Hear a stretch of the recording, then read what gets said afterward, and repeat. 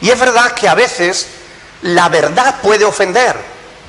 La verdad sin amor pudiera raspar, doler, pero el amor sin la verdad es peor, porque mata. El amor sin la verdad te lleva al infierno, te condena. Por tanto, yo prefiero correr el riesgo de ofender a alguien con la verdad que dejarlo ir al infierno sin avisarle de que va por el camino errado. Así que en esta mañana, con la ayuda del Señor, vamos a ver en las Sagradas Escrituras si debemos o no debemos adorar a María. Ese es el tema de hoy. La verdad es que la Iglesia Católica Romana tiene una postura bastante hipócrita en este asunto, en referencia a la persona de María. Por un lado, nos dicen que ellos no adoran a María, que ellos la veneran. Y por otro lado, vemos que la adoran. Entonces ellos dicen, no, es que venerar no es adorar. Mire, somos adultos. Cualquiera puede coger un diccionario. Si cogemos el diccionario de la Real Academia de la Lengua Española, dice lo siguiente: venerar es respetar en sumo grado a alguien por su santidad, dignidad o grandes virtudes, o a algo que representa o recuerda. Es decir, dar culto a Dios, a los santos, a las cosas sagradas. Eso es venerar, dar culto a lo santo. Cuando nosotros cogemos el mismo diccionario y buscamos la palabra adorar, nos dice que es reverenciar, rendir culto a un ser que se considera de naturaleza divina. Así que díganme ustedes, ¿qué diferencia hay entre venerar y adorar? Ninguna.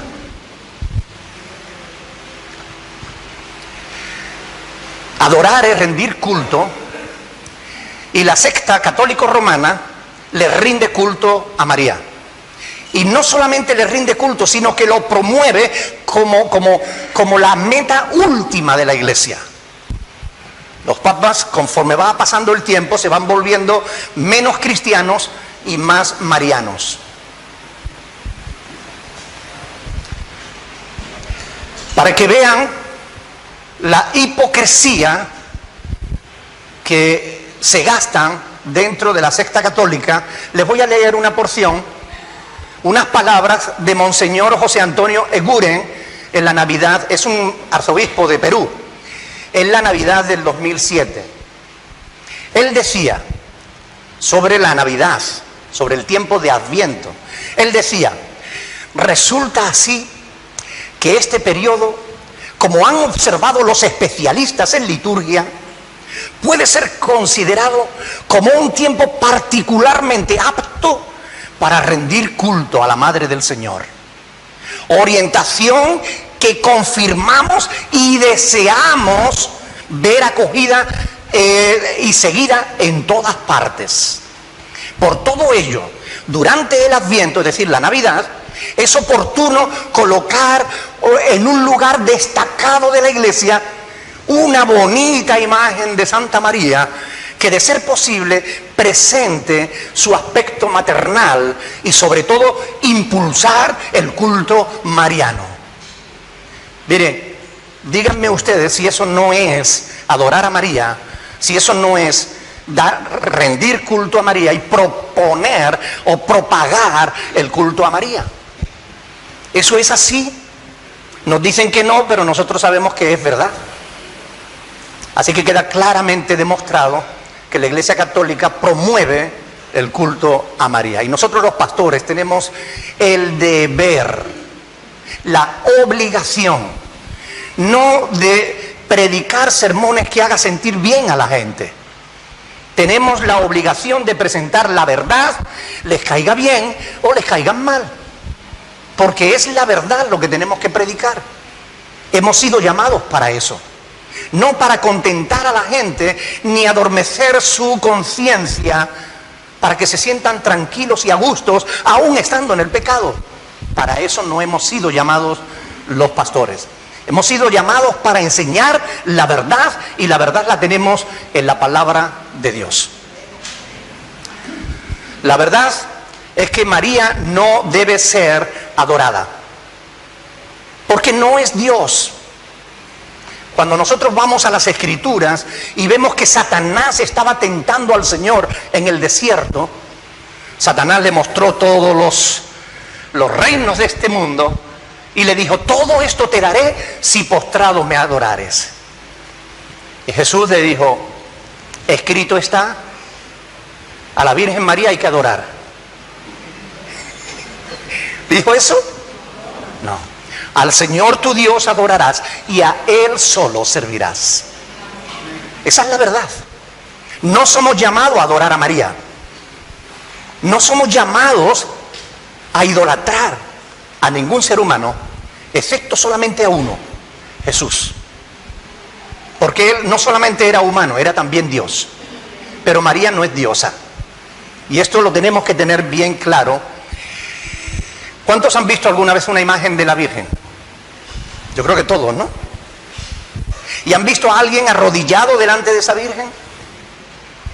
Besándola, poniéndole flores, velas. ¿Eso no es rendirle culto? Los papas, que tienen el deber de enseñar la verdad, hacen justamente lo contrario, practicando la mentira. La secta católico romana enseña que María es la madre de Dios, que siguió siendo virgen después de dar a luz a Jesús, que no tuvo más hijos, que es corredentora, es decir, que la redención no la hizo solo Cristo, sino también María. Sin María la redención no hubiera sido posible, y que ella intercede por la iglesia. Todas estas cosas las enseña la Iglesia Católico Romana sobre la figura de María. Gracias a Dios, como digo, tenemos la palabra de Dios para saber si eso es verdad o no lo es. Y vamos a ver algunos pasajes bíblicos que nos van a ayudar a descubrir la verdad sobre todo esto. ¿Cuántos creen que la Biblia es palabra de Dios? Yo creo que la Biblia es palabra de Dios y que toda ella es verdad. ¿Recuerdan cuando Jesús estaba orando al Padre? Le dijo, estaba orando por nosotros, por su iglesia, y dijo: santifícalos en tu verdad, tu palabra es verdad. Y recuerdan el Salmo 119, 160, que dice: la suma de tu palabra es verdad. La Biblia es la verdad. Aquí está la verdad de Dios. Si algo no concuerda con la palabra de Dios, ¿qué debemos pensar? ¿Debemos creerlo aun cuando no concuerde con las Escrituras? No. Si no concuerda con las Escrituras, no puede ser verdad. Porque no puede haber dos verdades que se contradigan. Cuando hay dos enseñanzas diferentes, una dice blanco y la otra dice negro, las dos no pueden ser verdad. O es blanco o es negro. Por tanto, si algo contradice a las Sagradas Escrituras, teniendo en cuenta que las Sagradas Escrituras es verdad, cualquiera que contradiga las Escrituras está diciendo algo que no es verdad, bien por ignorancia o bien porque conscientemente esté mintiendo. No hay otra opción. Vamos a ir entonces a la palabra de Dios.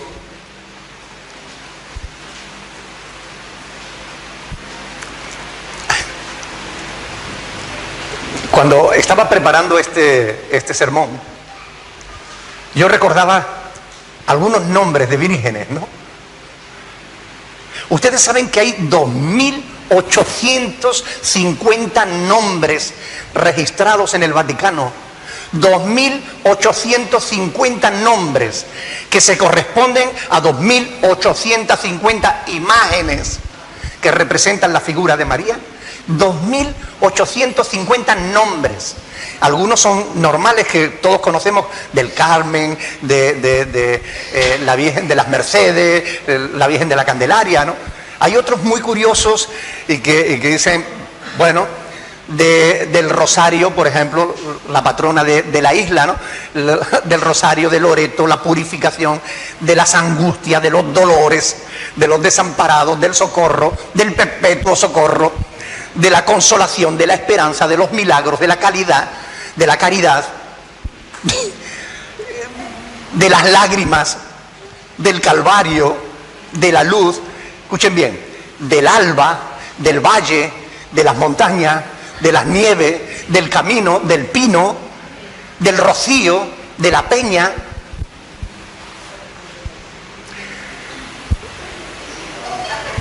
Cuando analizamos todo esto, es curioso que dentro del catolicismo se ha producido un hecho curioso. Ustedes saben que los adeptos, los devotos de una imagen, se pelean con los devotos de otra imagen, porque la mía es más milagrosa, no, porque la mía es mejor, es más bonita, porque hay lucha entre los devotos de una imagen y de otra, como si fueran personajes diferentes. ¿No se supone que todas esas imágenes representan a una sola persona? No tiene sentido. ¿Y saben qué es lo que ocurre? Que cuando nos alejamos de la verdad, cuando nos alejamos de las Escrituras, perdemos el sentido. Entramos en caminos de locura. Por eso vamos a ir a la palabra de Dios para ver qué es lo que nos dice realmente, para descubrir todo este galimatías. Lucas capítulo 1. Lucas capítulo 1. Vamos a ver algunas referencias bíblicas que nos van a aclarar este tema. Al estudiar estos textos, vamos a ver cómo la teología católico-romana queda bastante deteriorada, queda bastante mal. O bien los teólogos católicos son muy torpes, o realmente están mintiendo a sabiendas de lo que están diciendo. Lucas capítulo 1, versículo 28. Dice ahí que entrando el ángel en donde ella estaba, dijo: salve, muy favorecida, el Señor es contigo, bendita tú entre las mujeres. Y aquí uno de los pasajes que la Iglesia Católica utiliza para magnificar, para exaltar, para engrandecer la figura de María. Lucas 1:28. Si nosotros prestamos atención a este pasaje, nos daremos cuenta que en la salutación, en el saludo del ángel, lo que se dice desmonta toda esa teoría de que María es muy grande y merecedora de adoración. Entrando el ángel en donde ella estaba, dijo: salve, muy favorecida. ¿Qué significa favorecida? Alguien le está haciendo un favor. ¿Quién le estaba haciendo el favor? Dios, al escogerla para ser la madre del que iba a ser el Salvador del mundo, ¿verdad? Pero Dios le estaba haciendo un favor a María. No es María quien le hace un favor a Dios. Invierte en el orden. Salve, muy favorecida, el Señor es contigo, bendita tú entre todas las mujeres. Pero es bendita no porque haya algún mérito en ella. El mérito está en Dios que la escoge. La única razón por la cual María es bendita entre las mujeres es porque fue ella la escogida por Dios para ser la madre de Jesús. Ese es todo su mérito. La respetamos, la honramos, pero no la veneramos ni la adoramos. Porque no hay nada por qué adorar a María. Al Señor tu Dios adorarás y a Él solo servirás. Así que el ángel Gabriel mismo nos enseña que fue escogida por Dios y al hacerlo Dios la favoreció. Aunque el Vaticano lo que enseña es justamente lo contrario, ¿no? ¿Saben? Otra de las cosas que enseña el Vaticano es que María jamás pecó. Se mantuvo pura desde antes de nacer y hasta que supuestamente Dios la ascendió a los cielos en pureza y santidad. Nunca pecó. Esto lo dice el Catecismo Católico en su artículo 493. Fíjense lo que dice el Papa. Dice: por la gracia de Dios, María ha permanecido pura durante todo pura de todo pecado personal a lo largo de toda su vida. Ahora vayamos a las Escrituras a ver qué es lo que la palabra de Dios nos enseña. Vamos a ir a Eclesiastés, capítulo 7, después de Proverbios, Eclesiastés, capítulo 7, versículo 20. Eclesiastés 7:20. Dice, ciertamente no hay hombre justo en la tierra que haga el bien y nunca peque. Claro, algunos católicos dirán, sí, pero ahí habla de hombres. No, señor. La palabra en el original es Adán, que significa individuo, persona. Puede ser aplicada a hombre o a mujer. Ciertamente no hay nadie que haga el bien y nunca peque. ¿No está escrito así en Romanos 3:10? No hay justo ni aún uno. Por tanto, no es cierto que la Virgen María se mantuviera pura toda su vida. No hay base bíblica, no hay fundamento para creer eso. Es una doctrina, como muchas otras, que se sacan de la manga, pero no tiene fundamento real. La gente lo cree porque la Iglesia lo dice, pero la Iglesia, al decir eso, miente. Lucas capítulo 1, vamos a leer los versículos del 30 al 35. Lucas, déjense en Lucas porque vamos a ver algunos pasajes ahí. Lucas capítulo 1, del 30 al 35.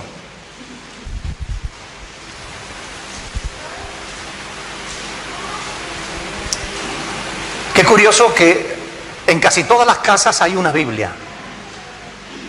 En casi todas las casas hay una o más de una. Es el libro más traducido a más lenguas de todo el mundo. El libro más reproducido. El libro más vendido. Y el más desconocido también al mismo tiempo. Es una verdadera paradoja. Lucas capítulo 1 versículo 30 dice, entonces el ángel le dijo, María, no temas, porque has hallado gracia delante de Dios. Y ahora concebirás en tu vientre y darás a luz un hijo y llamarás su nombre Jesús. Este será grande y será llamado Hijo del Altísimo. Y el Señor Dios le dará el trono de David su padre y reinará sobre la casa de Jacob para siempre y su reino no tendrá fin. Entonces María dijo al ángel, ¿y cómo será esto? Pues no conozco varón. Respondiendo el ángel le dijo, el Espíritu Santo vendrá sobre ti y el poder del Altísimo te cubrirá con su sombra, por lo cual también el santo ser que nacerá de ti será llamado Hijo de Dios. La palabra de Dios nos descubre aquí el secreto de la encarnación de nuestro Señor Jesucristo. Es decir, aunque algunos no quieran creer que María concibió del Espíritu Santo, porque no lo entienden, porque creen que eso es una historieta, la verdad es que la palabra de Dios no nos miente. Si nosotros leemos un poquito más adelante, ahí vemos que su parienta Elizabeth, ya en la ancianidad, también engendró. Si Dios puede dar un hijo a una mujer ya anciana, ¿por qué no puede hacer un hijo sin necesidad de que intervenga un varón? Lucas 1:37 dice, para Dios nada hay imposible. Nada hay imposible para Dios. Así que efectivamente María concibió por obra y gracia del Espíritu Santo. Por estas palabras, miren, vamos a leer los versículos del 46 en adelante. Del 46 en adelante. Por estas palabras vamos a ver una cosa interesante. Entonces María dijo, engrandece mi alma al Señor y mi espíritu se regocija en Dios, mi Salvador, porque ha mirado la bajeza de su sierva. Por estas mismas palabras de María, ella se reconoce pecadora, necesitada de un Salvador. Ella reconoce su bajeza y reconoce a Dios como su Salvador. Si María fuera pura, si no hubiese pecado en toda la vida, ella no hablaría de bajeza, ni hablaría de la necesidad de un Salvador. No la necesitaría. Pero María reconoce que ella es pecadora como todo el mundo y que necesita un Salvador como tú y como yo. Por tanto, la misma Virgen María contradice lo que la Iglesia Católica está enseñando sobre ella. Es una contradicción. No tiene fundamento bíblico. Juan capítulo 2, versículo 1. Juan capítulo 2, versículo 1.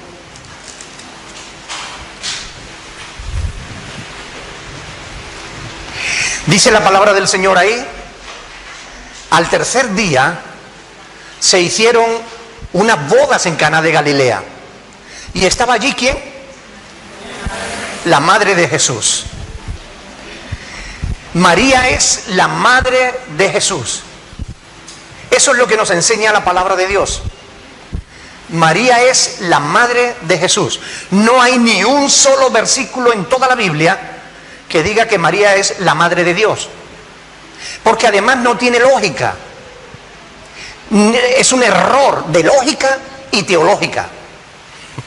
Es decir, si María fuera la madre de Dios, quiere decir que ella existiría antes que Dios. Porque la mamá existe antes que su hijo, ¿verdad? ¿Sí o no? ¿Qué es antes, el huevo o la gallina? ¿Qué es antes, la mamá o el bebé? La mamá tiene que estar ahí, si no el bebé no tiene posibilidad, ¿verdad? Si Dios fuera hijo de María, si ella fuera la madre de Dios, ella tendría que existir antes que Dios.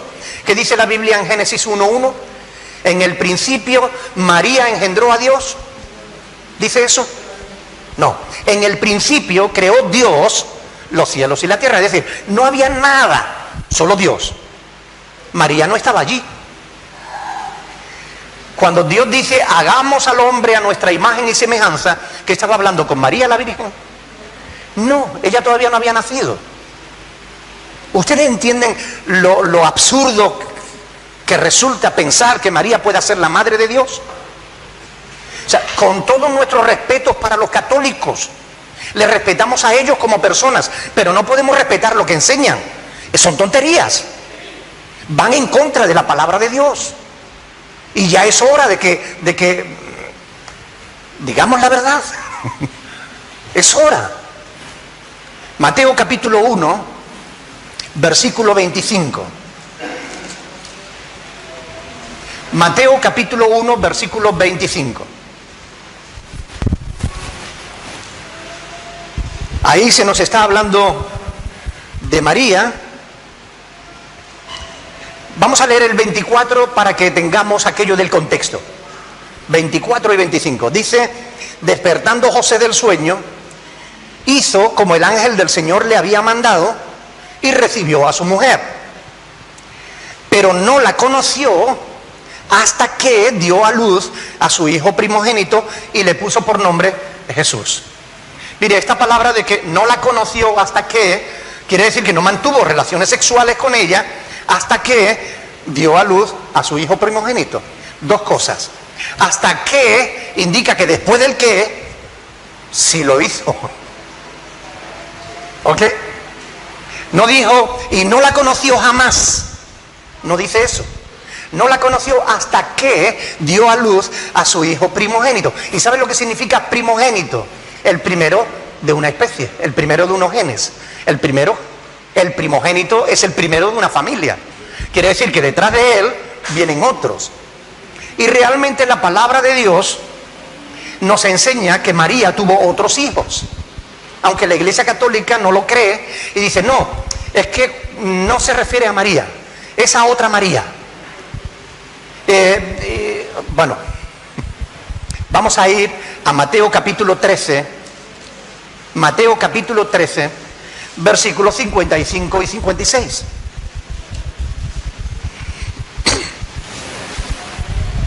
¿Por qué es importante que conozcamos estas cosas? Miren, ustedes no son católicos romanos, ustedes son cristianos.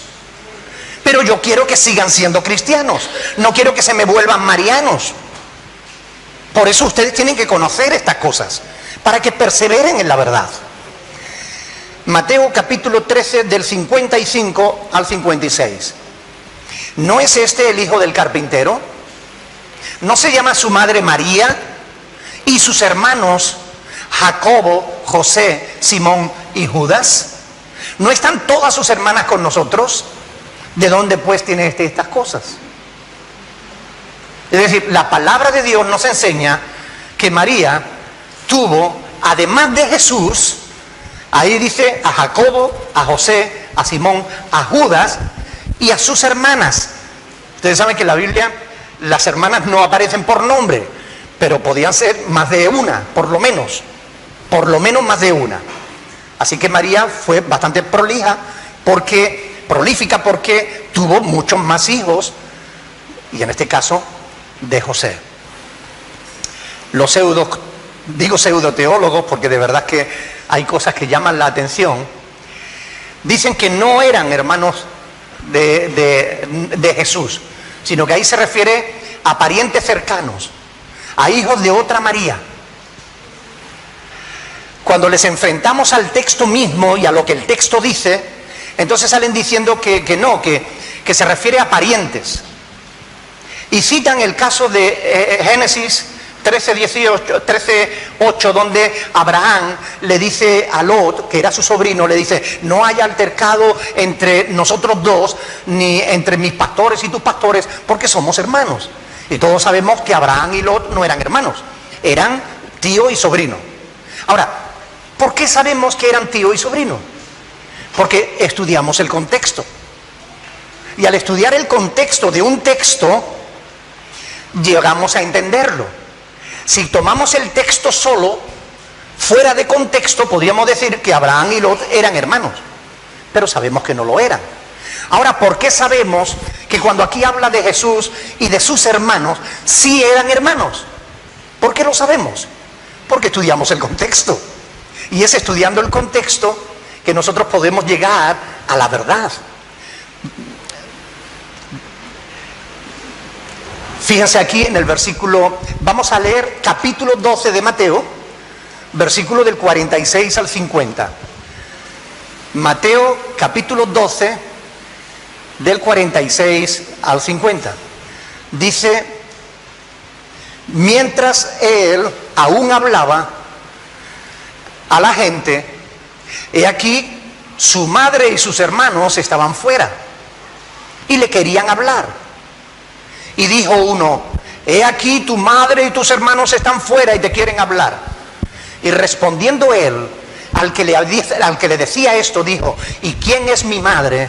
¿Y quiénes son mis hermanos? Y extendiendo la mano hacia sus discípulos, dijo: he aquí mi madre y mis hermanos. Porque todo el que hace la voluntad de mi Padre que está en los cielos, ese es mi hermano y mi hermana y mi madre. Así que todos los argumentos que utiliza la Iglesia Católica para evadir la realidad de que si eran hijos de otra madre, de otra María, que si no eran hermanos sino parientes cercanos, que si se refiere en realidad a sus discípulos, caen por su propio peso cuando vemos en las Sagradas Escrituras el contexto, la realidad. Tenemos a Jesús predicando a sus discípulos y a su madre y sus hermanos que vienen a por él. Vamos a entender por qué vinieron a por él. Es muy curioso. Miren, vamos a ver en Marcos capítulo 3, versículos 20 y 21. Está claro que para Jesús una cosa eran sus hermanos y otra cosa eran sus discípulos. Marcos capítulo 3, del 20 al 21. Dice ahí que se agolpó de nuevo la gente, de modo que ellos ni aún podían comer pan. Y cuando lo oyeron los suyos, vinieron ¿para qué? Para prenderle. ¿Por qué? Porque decían que estaba fuera de sí. Es decir, hay otro pasaje que nos da la clave para entender este. Juan 7, versículo 5, donde dice: porque ni aún sus hermanos creían en él. Juan 7:5, ni aún sus hermanos creían en él. Así que cuando vieron a Jesús rodeado de multitudes predicando el evangelio, Los hermanos de Jesús se preocuparon. Mamá, este va a hacer que los romanos vengan y nos den aquí una paliza a todos. Este hombre se ha vuelto loco. Vayamos a retirarlo de ahí. No creían que él fuera el Mesías. No creían que él fuera el Hijo de Dios. A mí lo que me sorprende es que María fuera con los hermanos para aprenderles. Seguramente como madre se preocupó de su hijo, y cuando los otros le dijeron que las multitudes le están siguiendo, y puede que los romanos lo vean como una sedición, como un levantamiento del pueblo. Puede que ella se preocupara y dijera, sí, vamos. Y fue a aprenderlo, porque decían que se había vuelto loco, estaba fuera de sí.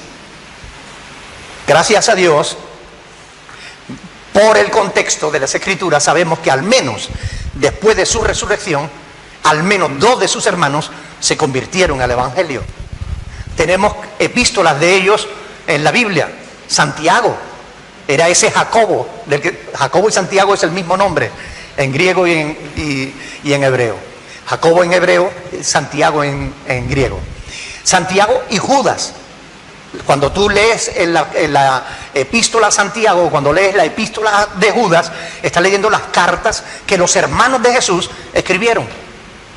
Eran gente que no creían en Cristo, pero que cuando le vieron resucitado no pudieron dejar de creer. Y entonces se convirtieron y comenzaron a predicar el Evangelio. Jacobo fue uno de los primeros mártires de la iglesia, le cortaron la cabeza. Ahora, una de las doctrinas más marianas y menos bíblica que la Iglesia Católica Romana está intentando imponer, todavía no lo han hecho dogma, pero están intentándolo desde 1830, desde las apariciones de Francia, están intentando imponer la doctrina de que María es corredentora con Cristo y que ella es la intercesora entre Cristo y la Iglesia. Ahora, ¿qué dice la Biblia, hermanos? Porque tenemos siempre que ir a la fuente de la verdad. Hechos capítulo 4, versículo 12. Hechos capítulo 4, versículo 12. Vamos a leerlo desde el 11, para que sepan de quién está hablando. Hechos 4:11. Dice, esta Virgen María es la piedra, ¿dice eso? No. Dice, este Jesús es la piedra reprobada por vosotros los edificadores, la cual ha venido a ser cabeza del ángulo. Y escuchen bien, subrayen esto, y en ningún otro hay salvación.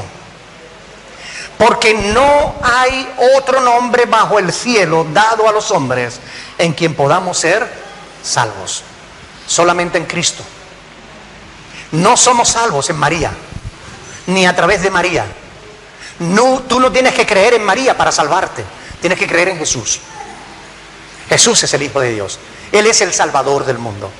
Y no se nos ha dado otro nombre bajo el cielo en quien podamos ser salvos. Solamente en Cristo.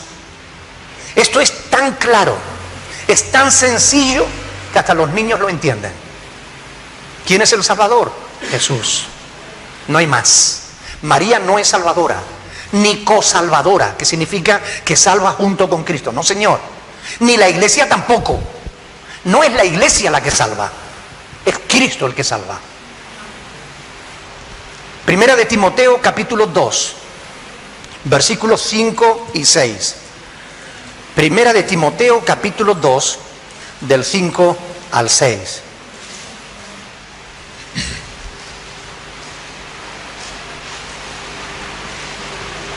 Yo lo leería desde el versículo 1, permítanmelo, por aquello del contexto. Vamos a leer desde el versículo 1, porque es que la palabra de Dios no tiene desperdicio. Dice, exhorto ante todo a que se hagan rogativas, oraciones, peticiones y acciones de gracias por todos los hombres, por los reyes y por los que están en eminencia, para que vivamos quieta y reposadamente en toda piedad y honestidad. Porque esto es bueno y agradable delante de Dios nuestro Salvador, el cual quiere que todos los hombres sean salvos y vengan al conocimiento de la verdad. Porque hay un solo Dios y una sola mediadora entre Dios y los hombres, que es la Virgen María. ¿No? ¿Me equivoqué yo o es? Ah, no, perdón. Porque hay un solo Dios y un solo mediador entre Dios y los hombres, el cual es Jesucristo hombre. ¿Dónde dice la Biblia que María puede interceder por la iglesia? Que nosotros no tenemos que ir directamente a Jesús, que vayamos primero a María, porque Jesús no le negará nada a la Virgen, a su mamá. Y yo me pregunto, ¿dónde dice la Biblia que si vas directamente a Jesús te lo va a negar? Él mismo no dice, pedid y se os dará. ¡Qué incoherencia! ¡Qué falta de verdad! ¿Por qué engañan a la gente? ¿Por qué no les dicen lo que la palabra de Dios enseña? Bueno, no sabemos las razones que ellos puedan tener. Quizás se sienten muy cómodos siendo reyes y príncipes, viviendo en palacios y creyéndose los dueños del mambo. Pero están engañando a multitudes. Están manteniendo en el error. Y nos quieren hacer creer que este Papa es una buena persona. No, señor, no lo es. Si conoce la Biblia, no es una buena persona si mantiene en el error a millones de personas. Hay que decir la verdad, nos guste o no nos guste. Y si antes estábamos equivocados y ahora descubrimos que estamos en la verdad, tenemos que decir, lo siento, nos equivocamos. Pero la verdad es esta. La verdad hay que defenderla. La verdad hay que decirla. Porque es la verdad la que salva. Es la verdad la que libera. Conoceréis la verdad y la verdad os hará libres. Pero si no conoces la verdad, eres esclavo. Esclavo de la mentira. Esclavo de la ignorancia. ¿Qué nos debe enseñar esto, hermanos? No podemos creer todo lo que se nos dice en el nombre de Dios. Tenemos que confirmarlo a través de las Escrituras. De lo contrario, podemos ser fácilmente engañados y llevados a la mentira. Aquí la mayoría ya ha dejado de ser católico romano. Pero yo quiero decirles una cosa y quiero decírsela con la misma claridad con la que he dicho todas las que he dicho hasta ahora. Ustedes corren el mismo peligro que los católicos romanos. Ustedes corren el mismo peligro de caer en la mentira si no contrastan con las Escrituras todo lo que se les predica, todo lo que se les enseña. En el siglo XVI se formó un concilio en los Países Bajos y se llegó a 3 conclusiones que yo hago mías. Allí se acordó, debido a la gran confusión que había en cuanto a qué creer, cuál es la verdad. La gente se pregunta eso. Unos dicen una cosa, otros dicen otra. ¿Cuál es la verdad? Allí se acordó, nada contrario a las Escrituras puede ser verdad. Nada que no esté en las Escrituras puede ser obligatorio. Todo cristiano tiene la palabra de Dios y al Espíritu Santo, por tanto es responsable de lo que cree. Vamos a repetirla. Nada contrario a las Escrituras puede ser verdad, porque si la Escritura es palabra de Dios y es palabra de verdad, nada que contradiga la Biblia puede ser verdad. Nada que no esté en la Biblia puede ser obligatorio, porque no sería un mandamiento de Dios, sino de los hombres. Por tanto, nada que no esté en la Biblia puede ser obligatorio. Tercero, todos los cristianos tenemos la palabra de Dios y tenemos al Espíritu Santo. Y somos responsables de lo que creemos. Ah, es que mi pastor me enseñó. ¿Y tú no tenías una Biblia? Ah, es que a mí me dijeron. ¿Y por qué no escuchaste la voz del Espíritu Santo? Miren, yo estoy seguro de que millones de cristianos en todo el mundo hoy están escuchando mentiras y están diciendo amén, aleluya, gloria a Dios, y les están predicando mentiras. Hay multitud de falsos evangelios que se están predicando por todo el mundo. El evangelio de la prosperidad, el evangelio de la superfe, el evangelio de la metafísica. Créelo, sueña en grande, decláralo y lo vas a tener. Todos esos falsos evangelios se están predicando y muchos están diciendo amén, gloria a Dios, aleluya. Y es mentira lo que les están enseñando. Todos tenemos el deber de conocer la palabra de Dios. Es nuestra responsabilidad. Usted tiene que comprobar si lo que yo les he enseñado esta mañana es o no es verdad. Tienen que comprobarlo. Tienen que asegurarse de que los textos que les he citado están siendo interpretados en su contexto. Que no estoy tomando una palabra y sacándola de ahí como una excusa para engañarles y sacarles el dinero, sino que les estoy enseñando la verdad de Dios. Ustedes son responsables delante de Dios. Hermano, ya es tiempo de que nosotros cumplamos con nuestra obligación. Para nosotros los pastores, cada vez que tenemos que predicar, es como un parto. Oramos, suplicamos a Dios, Señor, háblame, ¿de qué le tengo que hablar a mis hermanos? ¿Qué quieres que les diga? Que es, para nosotros es como engendrar. Y cuando nos ponemos aquí, lo hacemos con toda la responsabilidad del mundo, sabiendo que vamos a tener que dar cuenta delante de Dios de cada cosa, de cada palabra que hayamos pronunciado. Ustedes también tienen una responsabilidad delante de Dios. Asegurarse de que lo que están oyendo es verdad. Por eso me gustaría que nos pusiéramos de pie en esta mañana y pidamos a Dios que nos ayude a ser cristianos responsables, a ser como aquellos de Berea que cada día escudriñaban las Escrituras para ver si lo que les predicaban era verdad. Tenemos el deber, la obligación de ser responsables. Oremos al Señor en esta mañana, mis hermanos. Vamos a pedirle a Dios que nos ayude, dándonos amor por su palabra, porque hay que amar la palabra de Dios. Es esta la lámpara que alumbra nuestros pies, la lumbrera que alumbra nuestro camino. Es la palabra de Dios la que nos va a llevar a la verdad, y necesitamos conocerla en profundidad. Oremos al Señor, mis hermanos. Si tú estás ahí y Dios te ha hablado en esta mañana, dale gracias al Señor y pídele que te ayude cada día para asegurarte, para leer las Escrituras, para amar su palabra por encima de otras muchas cosas. Aleluya.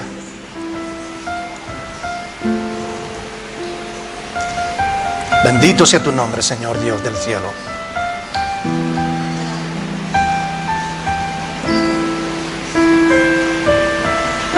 Padre, yo he cumplido con mi obligación, Señor. He predicado tu palabra, he enseñado a mis hermanos la verdad que en ella he encontrado, Señor. Te ruego que ahora, Padre, pongas disposición en el corazón de cada uno de mis hermanos y de mis hermanas para dedicar tiempo a tu palabra, para que puedan, Señor, amarla y, lo que es más importante, respetarla, ponerla por obra, vivirla, de tal modo que cada uno de nosotros podamos ser luces que alumbremos en medio de las tinieblas. Por favor, en el nombre de Jesús. Bendito sea, Señor. Aleluya.